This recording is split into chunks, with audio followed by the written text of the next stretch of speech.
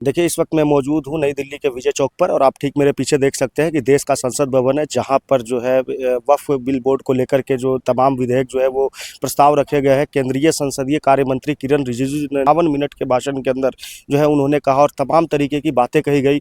हालांकि जो महागठबंधन है, जो इंडिया अलायंस है, उसकी तरफ से ये लगातार विरोध किया गया, लेकिन किरण रिजिजू ने जो कहा वो काफ़ी सुनने लायक था। बिल अगर हम लोग नहीं लाते तो हो सकता था कि देश की जो सदन है, जो संसद भवन है, इस पे भी वक्फ बोर्ड जो है अपना दावा ठोक देता। 58 मिनट के भाषण में किरण रिजिजू ने कई ऐसे उदाहरण पेश किए जिससे यह बिल्कुल साबित हो गया कि कहीं ना कहीं इस बिल के अंदर जो है संशोधन करके पेश किया गया है। पता चले कि स्पीकर जो ओम बिरला है, उन्होंने बिल पे चर्चा करने के लिए 8 घंटे का समय दिया था, जिसमें 4 घंटे 40 मिनट जो है इंडिया गठबंधन के नेताओं को दिया गया था, बाकी समय जो है वो इंडिया अलायंस के नेताओं को दिया गया था।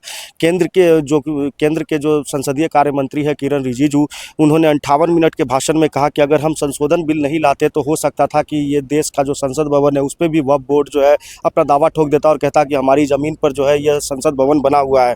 चंद्रबाबू नायडू और नीतीश कुमार को लेकर के लगातार जो है ये चर्चा थी कि जब तक इन लोगों का समर्थन प्राप्त नहीं होगा तब तक बिल को पास करना काफ़ी मुश्किल है। लेकिन जिस तरीके से चंद्रबाबू नायडू की पार्टी और नीतीश कुमार की जनता दल यूनाइटेड ने अपने सांसदों को लेकर के एक व्हिप जारी कर दिया था, जिसमें कहा गया था कि सभी सांसदों को किसी कीमत पर भी संसद भवन के अंदर उपस्थित रहना है। उसके अलावा लोक जनशक्ति पार्टी के प्रमुख चिराग पासवान जो वो भी वहाँ पे मौजूद थे और इन तमाम जितने भी दल है जो एनडीए अलायंस के अंदर आते हैं, जो भाजपा के सहयोगी दल है, उन सभी ने मिल करके जो है इस प्रस्ताव रखा है।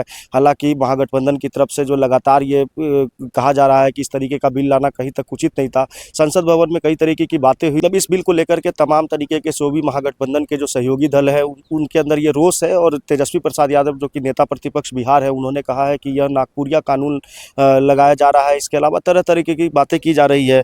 इधर मुस्लिम पर्सनल लॉ बोर्ड ने भी कहा है कि इस फैसला अगर पास हो जाता है तो उसके बाद में हम लोग अदालत की शरण में जाएंगे और कोर्ट में इस मामले को लेकर के जाएंगे कि एक तरीके से जो है इंडिया गठबंधन के द्वारा है दमन किया जा रहा है। लेकिन मैं आपको बताना चाहता हूं कि जो पक्ष विपक्ष का जो गेम नंबर है इसके अंदर, जैसे पक्ष के अंदर जो है भाजपा और जो उसकी सहयोगी दल है वो 294 बहुमत के साथ में सबसे आगे है। वहीं कांग्रेस व अन्य दलों जो सहयोगी दल है कांग्रेस की वो 234 पे और अन्य जो है वो लगभग 14 है। बिल पास कराने के लिए